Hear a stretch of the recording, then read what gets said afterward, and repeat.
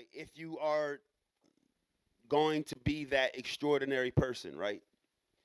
If you're going to make the major impact on humankind, if you're the one, all right, the one who changes their whole family's history, uh, that's not going to come because someone's just going to bring it to you. Like, hey, your uncle died. Here's a million and here's $1 billion. That's just not the way this stuff works out. Okay, how you become this thing, how we continually develop into this thing that we say we want to be, it's the way we process pain, and it's the way we process struggles. So the pain of offense, this is being offended by others. It can also be being offended by situations, right? If you take the victim stance, then you feel like that should not have happened to you, not me, right? So to go over the 5 step pain process is actually me going back a few steps. Because a few workshops ago, well, the last workshop we did, it was not even on this. I don't know if you noticed, but I actually stopped that series. I stopped that series, the Aspiring Infants. I stopped that series because the level of study and research that has to go into it was probably 10 times what I was expecting. So I had to back away from it. Was that? It's more like a book, right? So then I'm reaching out to the Dr. Elaine Diaz, like all of our psychologists, our cognitive behavioral therapists. I'm reaching out to all of them concerning this in a different way because it's so profound. So we're going to shelf that series for a while, but we're going to come back to this here because this right here is very in step with what we're experiencing right now today, as far as being in a nucleus, being in a program, being in new environments, and having many new stressors thrown on us. All right, so humans are massive adaptation machines, right? This is what we do. So with the responsibilities put on you and with the experiences added to you, the only thing that happens is you begin to adapt to be able to be the one who can handle the responsibilities and the one who can survive the experiences, right? So when you have these experiences and these responsibilities and you reflect on them appropriately, they help you develop. That's it. That's the quote. Once a man or a woman's mind is expanded by a thought, idea, or experience, it can never return to its original form. So this is what we are doing: the intentional stretching of one's mind, right? So that it can never go back. So that if you were to say this isn't for me, it's the way he spoke to me, it was wrong, and then you go back to mom's house playing PlayStation on the couch, you do not feel right anymore, and you're sitting there knowing you're not actualizing, right? So this is it. This is that call to self. In order to survive these types of spaces, you're going to have to be able to process pain correctly. Not only that, but working in the fields that we work in, you're going to have to be able to process pain correctly because people can get odd, right? So the opportunity for you to be offended, you're going to find it at every corner. So it's very important to know how to process it correctly. So that's what we're going to go over. That is the point of this workshop. All right. So the first step to the pain process, and you guys, everyone here is already familiar with this. You have to accept that you feel a certain way. I mean, this is one of my favorite topics because how you'll see someone who is clearly upset, and you're like, "What's wrong?" And they normally will say, "It's so interesting, right?"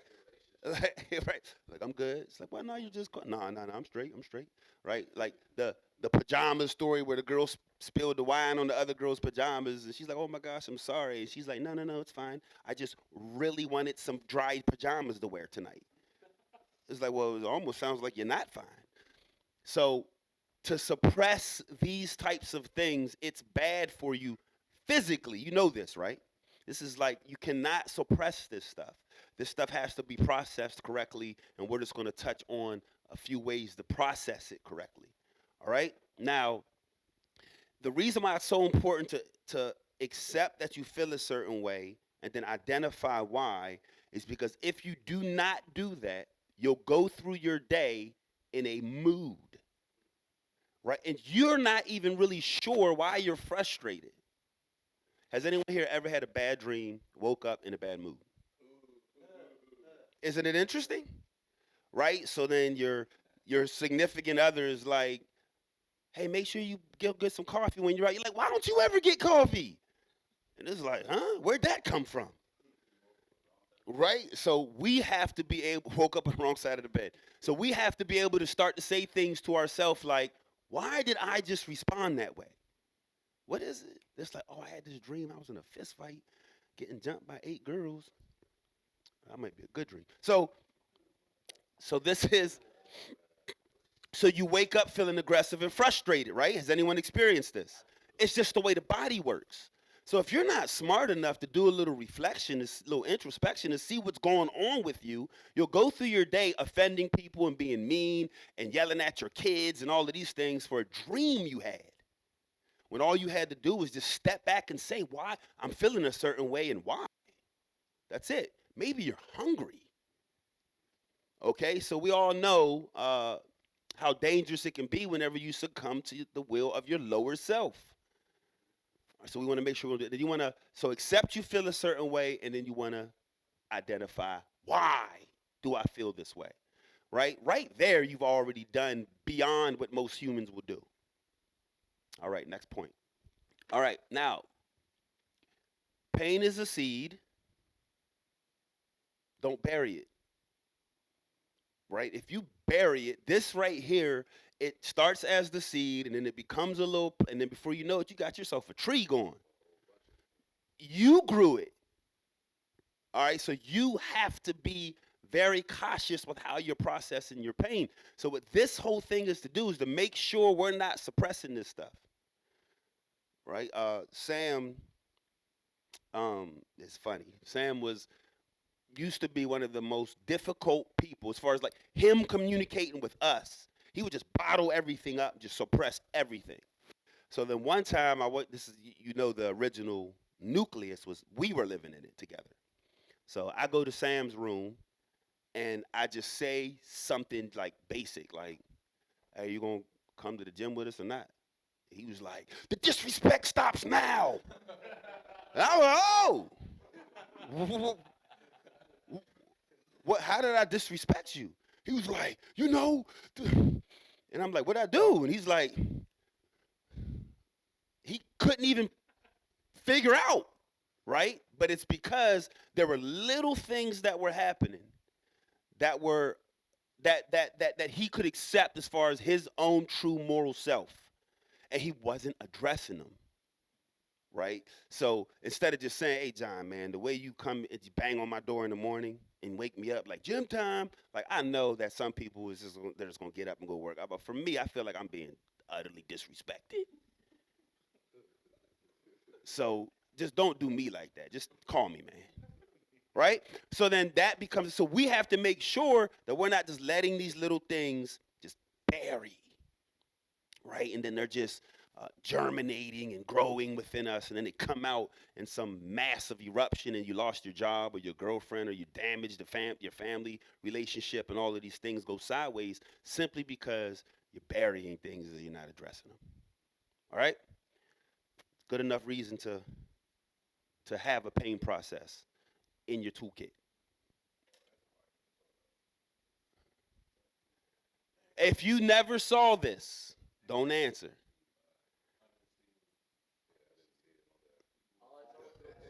If you still, but what'd you see? Wait, what'd you see? Okay. All right. If you never saw it, tell me what you saw. You saw it before you were here. I was with you. Yeah. Okay. All right. Who said they saw a skull? You saw a skull. Okay. Perfect. So then, what we're going to do is we are going to take a longer look at it.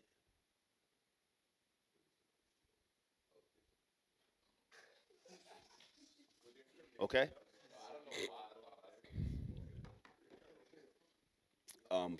From the mouth, the heart speaks.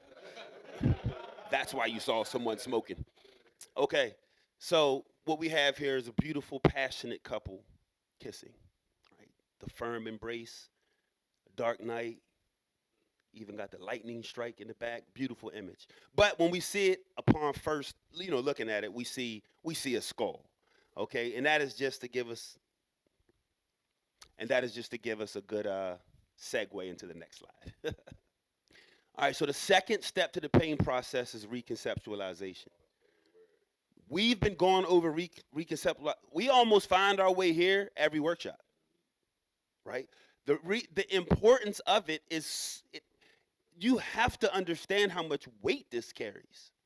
Okay. Whenever you form this ability to reconceptualize, you have turned yourself into a different human. You have departed from the wide gate and easy path, and now you're walking into the hard path and the narrow gate, right? That 3%. They have the ability to reconceptualize, and so do you, and so do I, and so do we as a team. Okay, how many of you hear me talking about the struggling city and telling you the story about how we're trying to figure out how soon we can close it down? You don't hear that conversation, right? You hear the conversation of this struggling city has now become where our leaders are going to have to grow. This is where people are going to have to start to develop into something new and something special to turn things around, right? Before we go to the next slide, read this quote for me. I believe it's from Wayne Dyer. It could be via somewhere else, but that's where I heard it first. You got to turn it on. Yeah. Justin, read this quote for me, please. When you change the way you look at things, the things you look at change. What does that mean to you? What that means to me is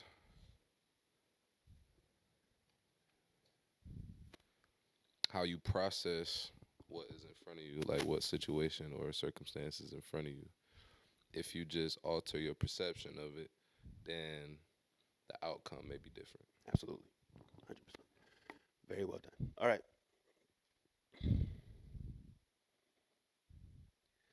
Okay. Now, I'm going to give you just many different examples and different ways to look at reconceptualization in an attempt for it to come naturally to you. Right? So to make the thing the habit, to do it Matt gave me a coaching the other day, and he said, John, you have to make sure you're more you're repetitious. Don't change the word on us when it could have been used, and then we could hammer it down and anchor it to what you're talking about as our particular dialogue, right? So this was the coaching, and I was like, you're absolutely correct. All right, so reconceptualization is whenever you begin to ask yourself, how is the worst thing that ever happened to me the best thing that ever happened to me? So whenever you ask yourself a question, yourself it has to try to answer. So what happens is it starts digging up ways the worst thing that ever happened to you is the best thing that ever happened to you. Things you may have never even attempted to access.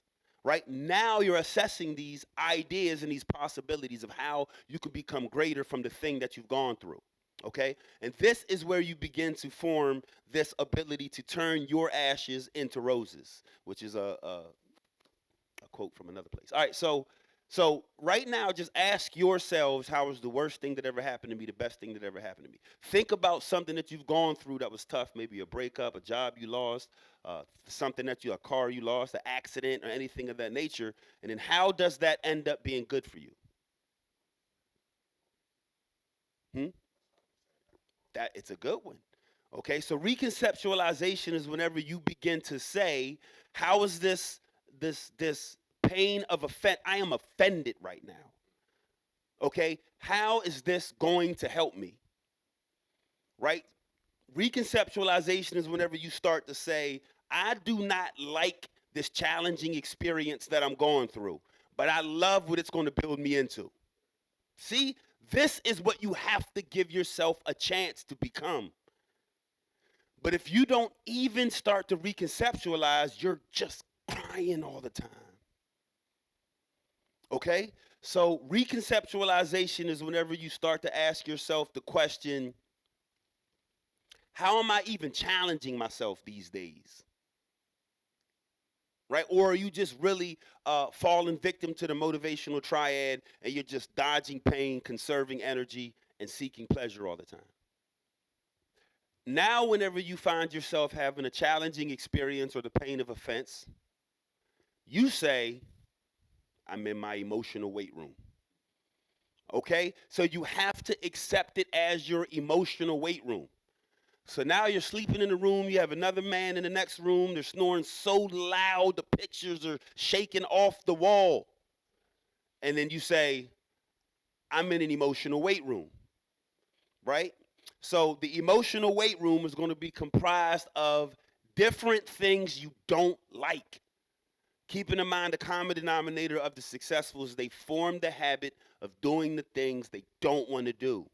And then one of the things they don't want to do is put up with things they don't like to put up with.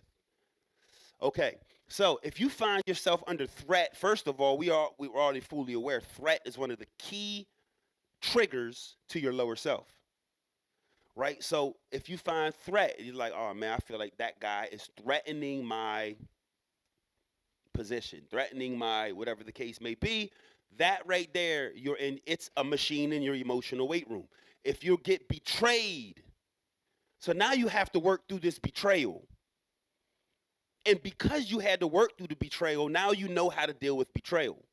But without the betrayal, you have no idea how to work through it. All right, you might just go a few slides back and bury it and then end up stabbing somebody in the future. All right, disrespect, if you find yourself disrespected, right? You're in your emotional weight room. This is why there's the quote, you have to learn to love the unlovely. You're not doing anything spectacular if you're getting along with people who are spectacular. That doesn't make you anything special. It makes you just a normal person. Now, when you start to step into that space of extraordinariness, then you're dealing with people and you're treating them well, and they're not even spectacular people. You understand? Now you're special. Now you're something different. Now you're alpha. Okay. Now you got the if you're being mistreated, difficult people. You ever heard the phrase "there's a Bob in every job"? Like every job got that one person, right? It's like, oh man, how's the new spot? Oh, it's great. You know, it's just this one dude, man. Every time there's always one. Okay, so we have to be smart enough to know this. Disregard, feeling like you're being disregarded, being lied to. Like these are all machines and weights in your emotional weight room. Temporary defeat, being taken from loss, expended body budget. Pay attention to this. Whenever you are extremely fatigued, physically, you're in the emotional weight room. Because now you're saying to yourself, I am agitated. I am frustrated because I am exhausted. But I have a full day ahead of me. So I still have to carry myself forthrightly through this day, even though I feel this way. Whew, this is going to be a good workout. Do you understand? That's what fasting's about. All right. Being played for the fool. And I like to use the words like being played for a fool to make it sound even more offensive. I could put, being deceived, right? No, being played for a fool. Because, man, that's so offensive when someone is talking to you and treating you like you're dumb. So, these are just a few. There are many, many more things that could be considered a challenging experience or something we could be offended by. And if they're not listed here, what should you do? Add them. Add them. So, this is a great exercise. I got you. This is a great exercise. Put things on a list that you already know are machines in your emotional weight room. So then when they appear, you stop conceptualizing them as the thing you dread and you're running from, and you start to see them as the things that make you stronger. Give yourself a chance to grow beyond who you are today. It's the only way to do it. Matt, grab a microphone, please.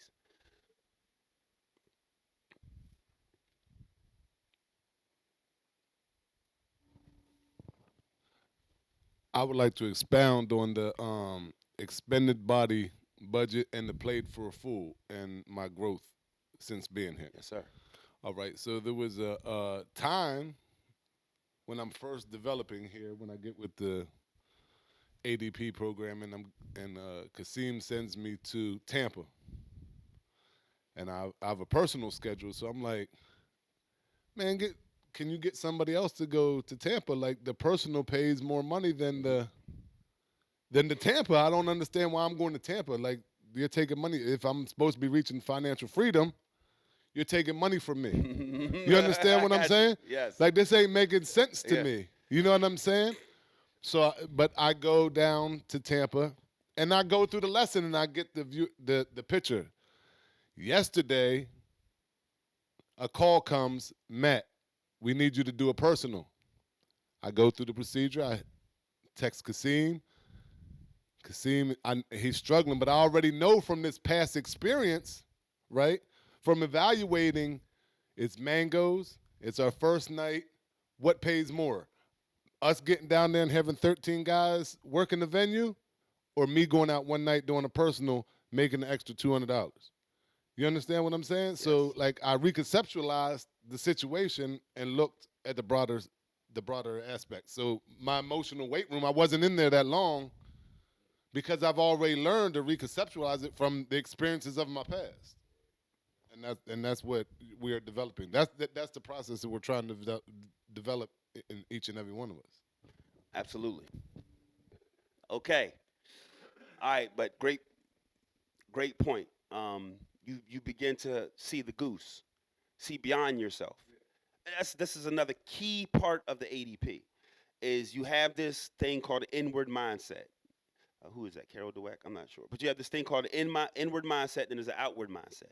Okay, so the inward mindset is where your priority or your main focus, your chief concern is always going to be your needs, your objectives, and your challenges.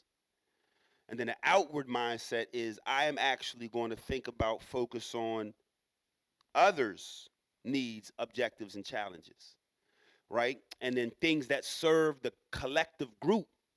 I'll tell you right now, if I want to boost up my finances personally as an individual, as John, I'll shut that city down, right? And then boom, instantly there's an extra $4 or $5,000 a month coming in. Do you understand? But that doesn't serve the collective. It doesn't serve the bigger picture. It doesn't serve the meaning. It doesn't serve the purpose.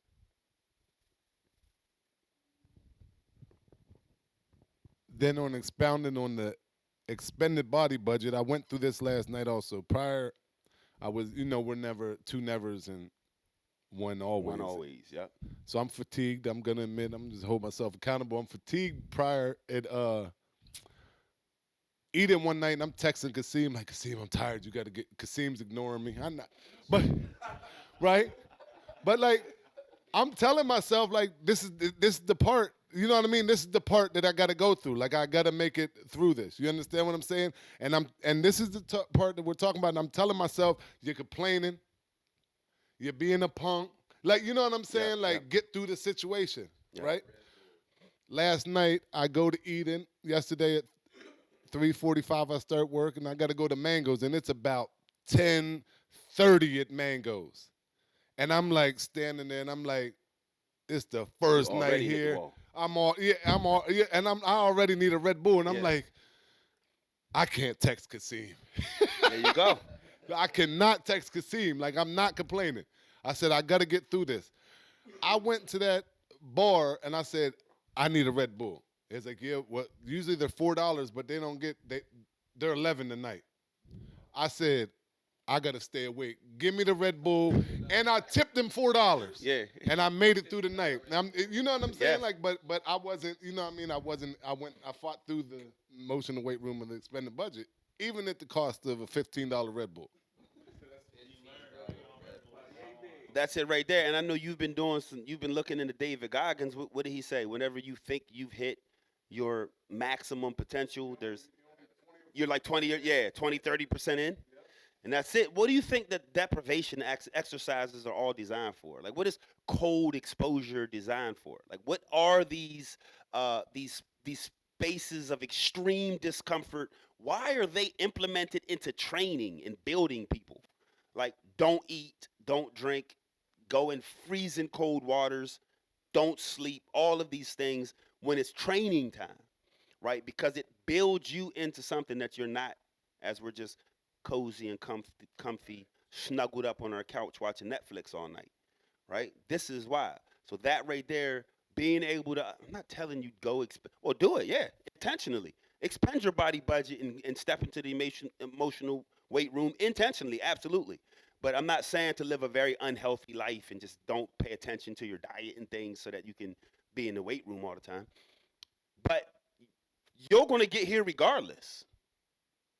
Okay? This is what the 4:30 a.m. wake ups are about. All right, now whenever you stop looking at it for what it is and you just look at it as machines and weights in your emotional weight room, you're now reconceptualizing something in a different way. Any questions on that? Everybody get it? All right. Kasim, read this for me, please. Oh, you need to get the microphone, sir. It's 2023. The most important decision we make is whether we believe we live in a friendly or hostile universe.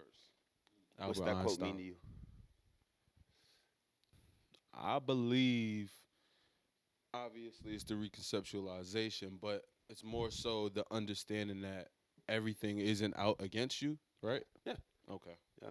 And then if you commit that we live in a hostile universe, then your reticular activating system is already going to do you a favor and find it, show you everything hostile, right? Even things that aren't, right? There's someone looking at someone behind me, and I'm like, oh, this guy's eyeing me. Yeah. Okay. Well, soon as he comes up, I'm gonna straighten him. And it's like you created that reality. Right? You create that reality. Okay, so and another important part is the word decision.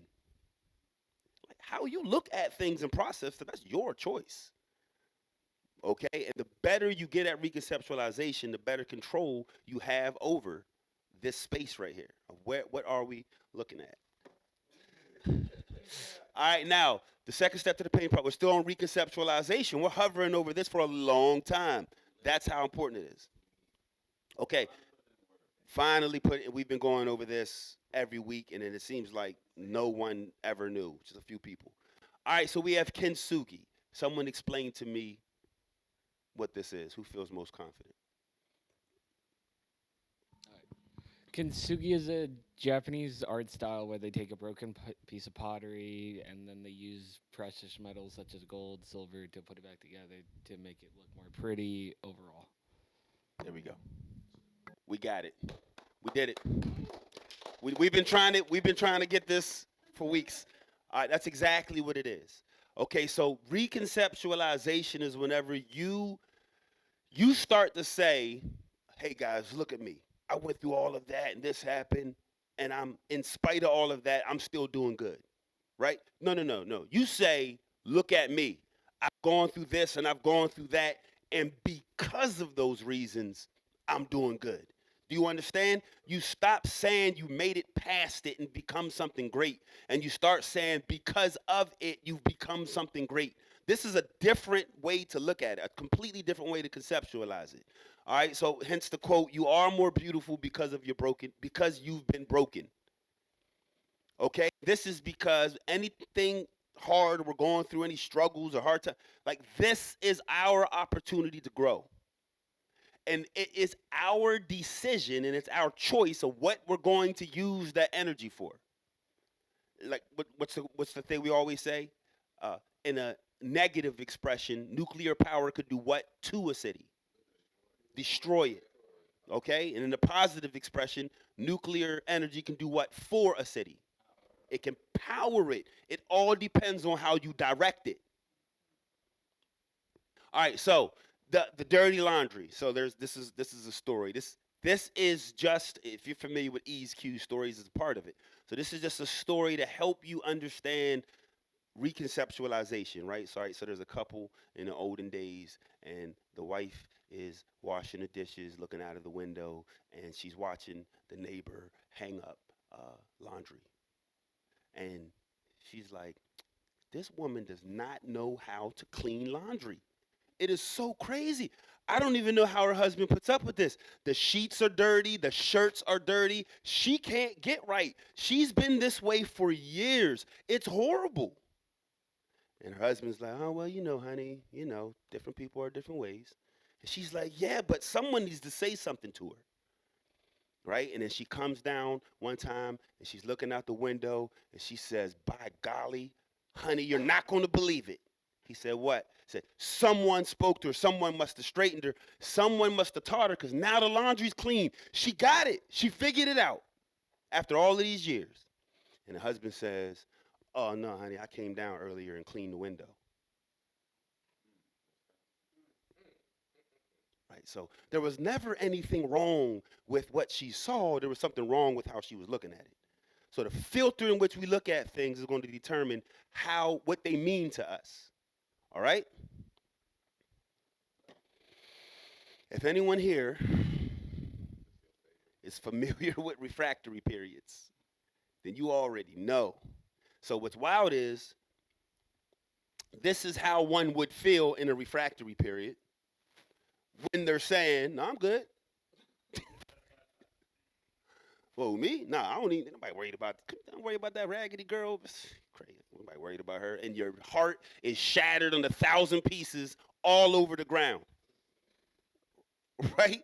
So your refractory period, okay, broken. All right, now, whenever you have a challenging experience or the pain of offense, your body undergoes over 1,400 different physiological responses, right? One of those responses, I'm getting it, David. So one of those responses is the release of cortisol, okay? Cortisol is also known as the stress chemical. It does other things, but this is in context. Cortisol is also known as the stress chemical. The stress chemical activates the sympathetic arm of your nervous system. The sympathetic arm of your nervous system is also known as your fight or flight, right? So your fight or flight mechanism. So once your fight or flight mechanism is activated, there's now an energy diversion. Okay, so the energy is leaving your immune system, it's leaving your digestive system, and it's leaving your brain, right? So your energy is leaving these places, amongst others, to be diverted to your limbs and to your heart to pump blood and to fight or to run. Okay? So the reason this is now this sets you up for lower self potential, right? You're not even thinking the same. Now, here's why it's so very important. When there's energy being diverted away from your brain, because your brain is one of the most expensive parts of your body, speaking metabolically, weighs what, 2 pounds, consumes about 20% of your energy. So this means this thing, it takes a lot to run this. Okay? So when you're in a challenging experience or a pain of offense, the energy is leaving here, going to everywhere else. So now you forfeit your Einstein mind and you put on your Frankenstein mind. You've heard this, right? You lose that multiple perspective advantage and then you get that limited perspective disadvantage, right? It is as if you are under the influence of neurochemicals and hormones, okay? So you start to say things that just simply do not make sense. And this is when you start to find yourself. I'm going to slide through images and images because I really want to lock this in for you guys. Okay, the refractory period. The refractory period is only supposed to last 60 to 90 seconds. Okay, but there are people 50 years old still stuck in one from when they were 8. Right, because you just release and release and release the neurochemicals. Your subconscious mind. It is not differentiating between fantasy and reality, past or present. So when you relive and rethink this thing in your mind, the chemical is released again and you go through the whole process over again as if it just happened. Right? I was watching this thing once and the girl was talking about how her life went sideways. Full grown woman. And then she sounds confident and she sounds strong, and then the psychologist says, well, how was your relationship with your mother? And she just breaks down immediately and starts crying, right? Because everything is fresh, as if she was 8 again, 6 again. Okay, so the refractory period is very, very, very, it's a very special moment, and you have to be cautious in it now. All right, when you're in your refractory period, you're on thin ice. All right, you have to know this. I like telling the story about Kasim and I were talking. Conversation was spicy. And I said, what do you think of that, Kasim? He said, I know I feel a certain way right now, and I'd rather not answer. And I said, oh, you done flipped it. You flipped it on me, didn't you? All All right, we're gonna switch topics then, and and I had to respect it. Well, there's been many a moments, Kasim, not many. There's been a few moments where Kasim will go straight at you in his refractory period. Nah, cause that time I had the banana, you ate the whole banana. I'm like, what are you even talking about? Right? Because your refractory period turns you dumb. Right? And then you find yourself, you have to go back to your girl, like, I don't even know why I said that about your mom. I never even met her. Like, it's like you just do dumb things. No, we're not done with the images. Okay. Now, whenever you're in a refractory period, now this innate, now you guys know I love the neurological components of these, of what's really happening. It's very important. All right, so this enables the amygdala to instantly take over and bypass the frontal cortex, the part of the brain in charge of planning and reasoning. When the amygdala is in charge, you what? Act without who has ever been there? You act without thinking. So that amygdala, this is that part of the brain that is dealing with your threat response. Right? So it's there to protect you. Like imagine you had to analytically think out to jump away from a snake that was about to bite you. Like you'll get bit every time. See, but your amygdala, it allows you to jump away from the snake that's going to bite you, and you just saw it out of your peripheral. Or it was just a water hose. Right? And that's the danger. Is we are responding to humans as if they were lions ready to kill us. Because that amygdala just kicks in that innate response of the brain. Yes. Yes. Yes. All right, and then your prefrontal cortex. This is very listen. As what I'm going to give you guys is just like little crumbs of information, and it is your job to dig deeper within it. Because when you're like learning, like let me just look it up. What you're going to do is there's all of that serendipitous information you're going to find on the peripherals of what I was even talking about, and then you're going to find yourself introducing information to me and to others that you found in pursuit of one little word. So it's very important to study yourself. All right, we're presenting ideas, okay, but you have to, make them bloom, make them blossom, and put them in action.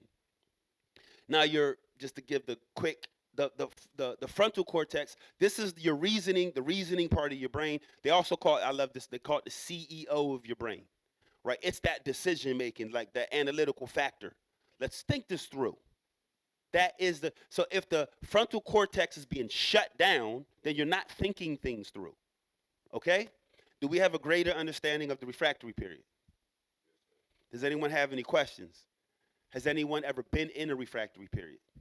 All right. How long are they supposed to last? Like chemically?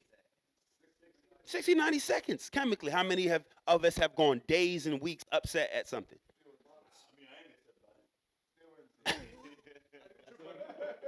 What'd you say?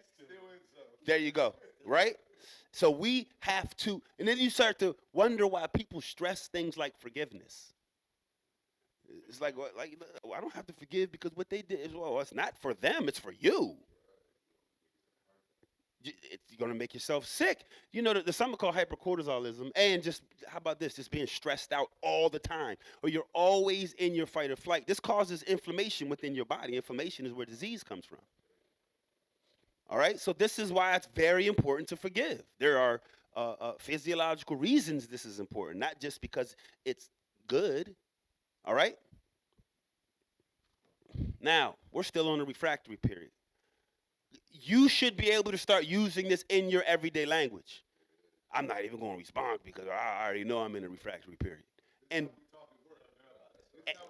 I'm telling, and watch how it helps you. It's amazing. It's so profound how it helps you real time.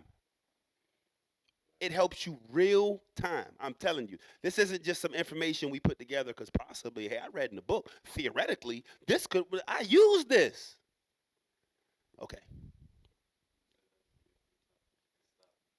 What's that? Woo! This right here. Okay, so if you are cognitively compromised when in a refractory period, and let's go from the quote, life and death rest in the power of the tongue, okay? And you're cognitively compromised in a refractory period, what should you do with your mouth in a refractory period? Just, just be quiet. Just shut your mouth. That's it. You got, just don't say things that don't help, even if they're true, Joe. Even if they're true. If it's not going to help the situation, don't say it. That's just your lower self wants to get it off its chest. And your lower self will get you in trouble. Your lower self is the bad kid that you're hanging out with that disappears when the consequences are coming. And you're there like, I know I was wrong. I shouldn't even have done that. And then you have to go through all of this.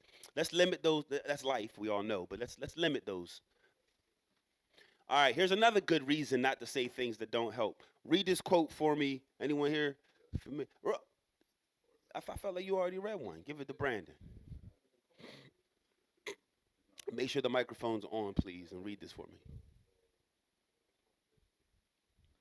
Even a fool is counted wise that keepeth his peace, and he that shutteth his lips a man of understanding.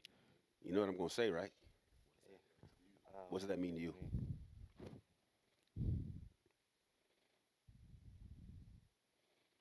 Um, somebody that to me, like the way I'm thinking about it is like keeping your mouth shut just shows a. Oh, sorry. Um, just keeping your mouth shut shows a lot of wisdom. If like you don't know, like if you're in a situation where you know, like saying something wouldn't be the wisest move. Not saying anything that would be. That'd be even better. Yeah. I'm, that's absolutely correct, but I'm going to push it even one more level. It's saying you could be dumb. You could be an absolute ignorant fool and keep your mouth shut. And people are going to think you're wise just because you're silent. So someone mentions something, you're totally upset. You have no idea what it really meant, but you just want to be offended because you're a clown. And then they look at you and they're like, right? And you're just like, and they're like, this guy gets it. You understand? You just see, like you're Einstein all of a sudden. Just because you were quiet, right? Even if you're a fool, if you shut your mouth, you'll look smart. All right? Now, we're still on understanding your refractory period. I'm just trying to get us to all stop reacting so aggressively and so fast. Whenever I put these up, Kasim comes directly to mind. We have the same exact humor when it comes to movies. And yes, yeah. All right, so this is where they're mimicking the Limitless, right? Remember in Limitless, the guy, that's a great movie, right? And he could sit there and just break down everything. So this is superposition. The fourth step to the pain process is superposition. This is a great concept that I'm going to break it all down to you. It comes from quantum physics, okay? But then it's also used now in like different philosophies and things of that nature. So the observation of multiple potential interpretations, actions, and outcomes. Okay? So whenever you're in superposition, you're at that bird's eye view.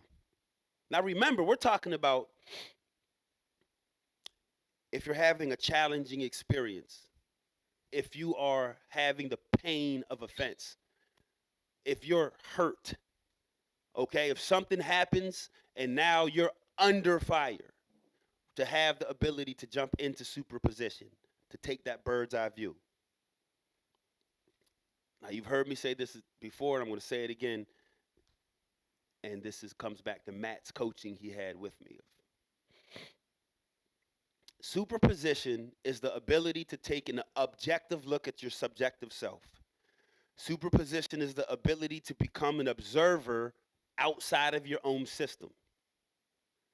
Superposition is the ability to say, okay, this can work out one of two ways, one of three ways, one of 10 ways, one of 100 ways.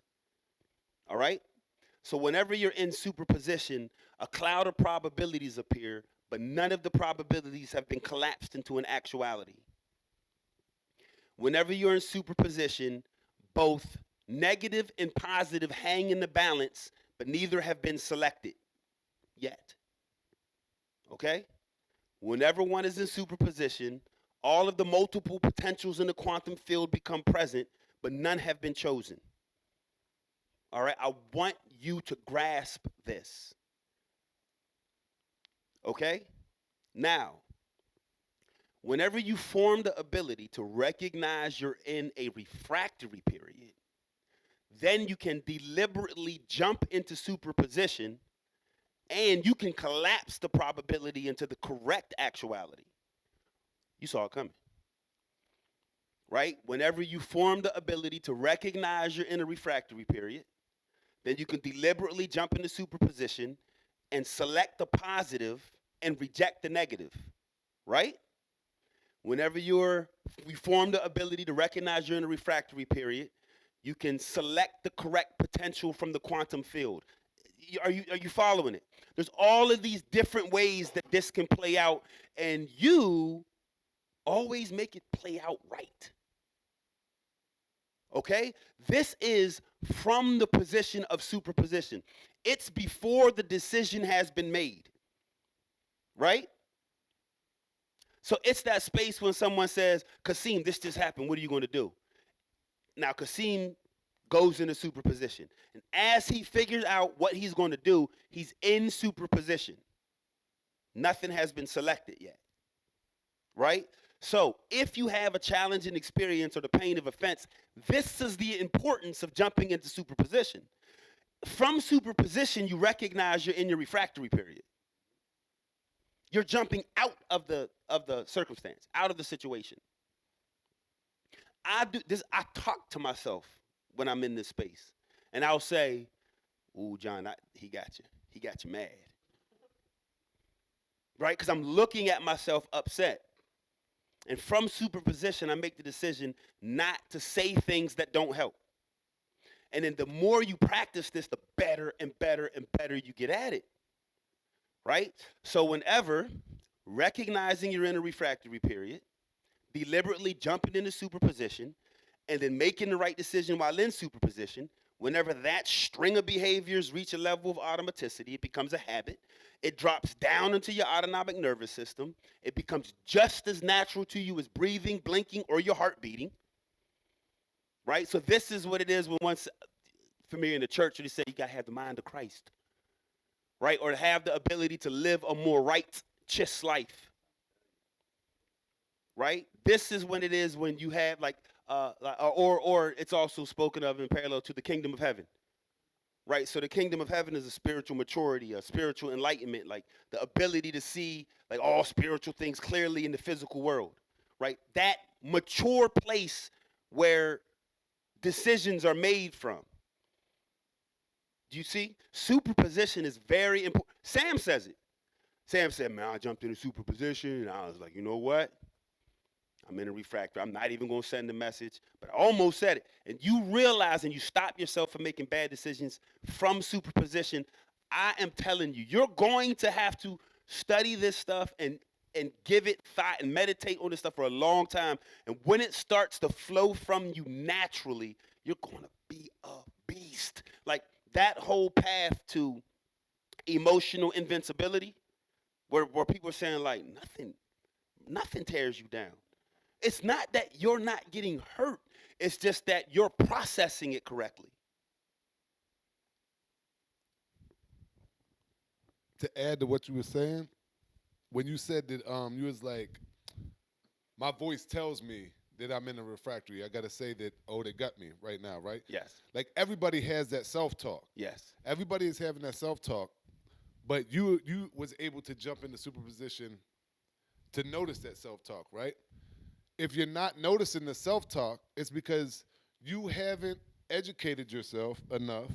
You haven't listened to enough of other people's testimonies, or you haven't experienced enough, because that's where you're drawing the answers to what you need to be to the problem that needs to be answered at the problem. The problem that you're running into, your past experiences or other people's past experiences, because that's why they say it's better to learn from someone else's Yes. experience Yes. than to have to go through it from yourself. Yeah. So if you're able to, through these readings or through these teachings, you're hearing other people's stories. So then when you get to that problem in your life, you have it in your mind because you've already read it. I don't got to make that decision in that because I've already learned from that other person's testimony or that other person's experience.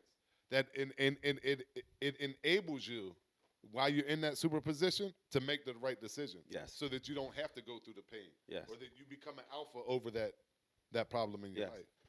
Yeah, the multiple perspectives. How can you have a large range of multiple perspectives if you have limited experience and limited studies? Like you have to look into these things. It's real hard to complain and get super upset because you're being tore away from your girlfriend at night because you have to go to work. Because Kasim's calling you in last second and you were snuggled up with your boo. And now you gotta, and now Kasim is ripping you away from the love of your life because you gotta go work at this place. Right? It's real hard to look at it that way when you just read a book on the Holocaust and they were ripping children out of parents' hands and then burning them ultimately. Right? So when you give yourself a chance to look at what you're crying about, right? But you have to open yourself up to information, not just our little finite little lives. We have to expand it. What's the quote? A fool won't learn, an intelligent person will learn from their mistakes, and a wise person will learn from the mistakes of others. Right? Okay, so superposition, very important.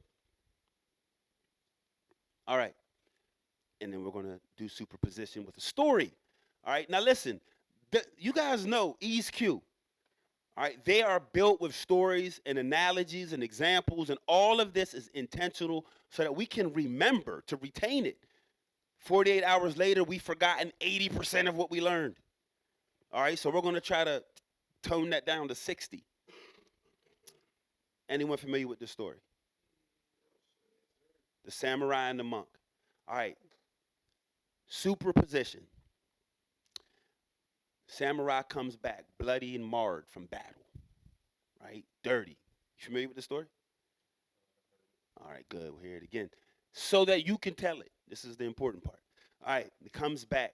He has his katana, he has his sword, right? And there's a monk peacefully sitting there meditating, okay? And then the samurai comes up to the peaceful monk meditating. He just like kicks him. Hey, monk looks up. Samurai says, tell me the difference between heaven and hell. And the monk says, I wouldn't even waste my time explaining something so profound to someone so ignorant and shallow as yourself. You couldn't comprehend these ideas because you're a fool. And then the samurai pulls his sword out. And then the monk looks up and says, that's hell. Then the samurai catches on to the lesson. And then he starts to slide his sword back into his sheath. And then he sits down next to the monk and smiles. And the monk says, that's heaven. Okay? The ability to see the big picture and to be at peace with how it unravels and unfolds. That whole story was told by the monk, or the whole experience was composed by the monk and orchestrated by the monk to still teach the lesson. You can only do those things from superposition. Okay? Okay, the fifth step to the pain process is to know your emotional EpiPen. All right? Who's familiar with the EpiPen? Who knows what EpiPen is, right? All right. If you have and that's right. If you have a severe allergy of some sort, right? Yep. You hit yourself with the you hit yourself with the EpiPen, and then it will counter the allergic reaction. Okay. So just like there is that physical EpiPen, we have to know what our emotional EpiPen is. So the things that are cathartic for us, the things that are therapeutic for us. Okay. Now we don't want to be aspiring infants and run to pacifiers like let me rephrase this. First, you don't want to do these things first, and you're running to just like you feel down, so you're trying to medicate your downness. Okay, there's a quote that says we really have to stop trying to medicate suffering. Okay, so whenever you are leaning towards your EpiPen, make sure you're not just medicating your suffering. Now, this is just a few ideas, a few different things that you can do that could be your emotional EpiPen. What does this mean? You're just doing the things that help you feel better. Okay, so we have massive action. We spoke about that in the consequences of refusing to self-actualize. Right, that will jam up your feelings. Okay, and then how you unjam those feelings is by attacking these things through massive action, prayer, meditation, diaphragmatic breathing. Who's familiar with that?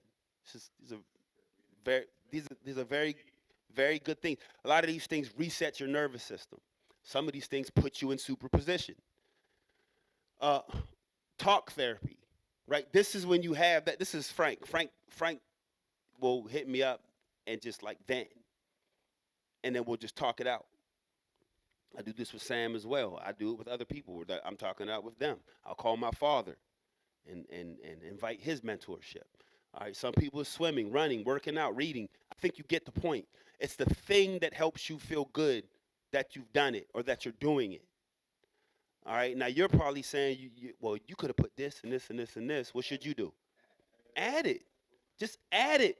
And it's very important that just like you know the things that belong in your emotional weight room, right? You know the things that trouble you. It's equally as important as to know what the things are that help release you from this. The things that you can actually do and take action on. Okay? So that's two lists that I would build. But all right, so that's your emotional EpiPen. Is that like 30 seconds? Okay? Your emotional EpiPen. What is it that you enjoy, Ian? Honestly, running, reading, and playing video and watching movies. So this is what you would want to engage in, right? When you're in a refractory period. Which I usually do end up doing. It depends on what.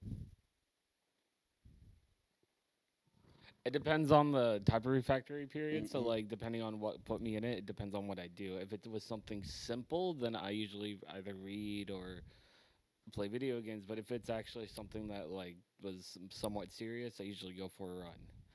But Brandon, what do you do? Get a mic. And the reason why I asked Brandon is because I already know. He told me before.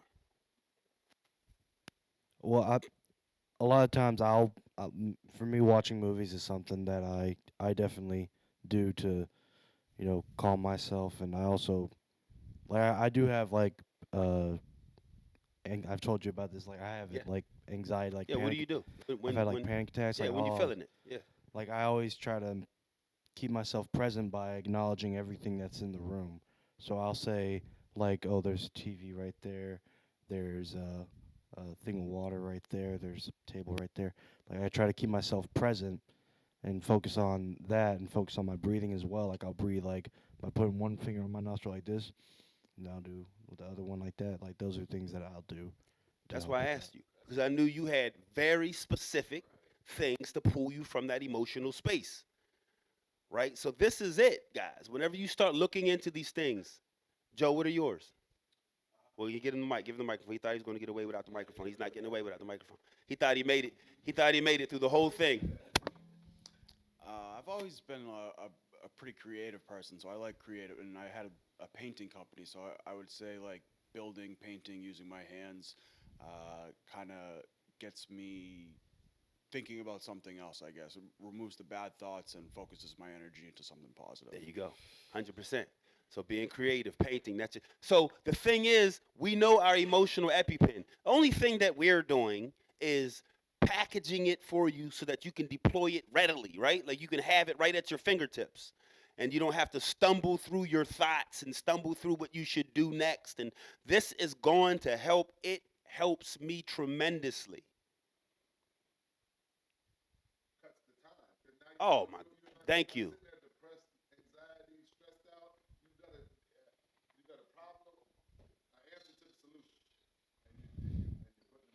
That's right. You got a problem, and then you got a process. You got pain, and you have a process.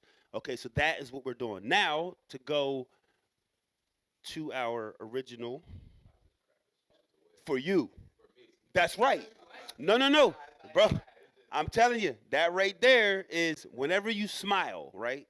You release neurochemicals. You make yourself like what did Amon say? Your subconscious doesn't know the difference between fantasy and reality. Often it has no idea, right? So you'll make neurochemicals flow just because you're carrying something out physiologically with your body.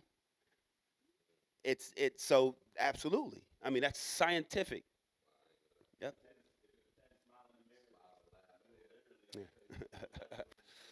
All right, so that's the 5-step pain process. Okay, we have accept and identify. We have reconceptualization, understand your refractory period, superposition, and know your EpiPen. This right here, this process is going to shoot you miles beyond who you are today. Thank you.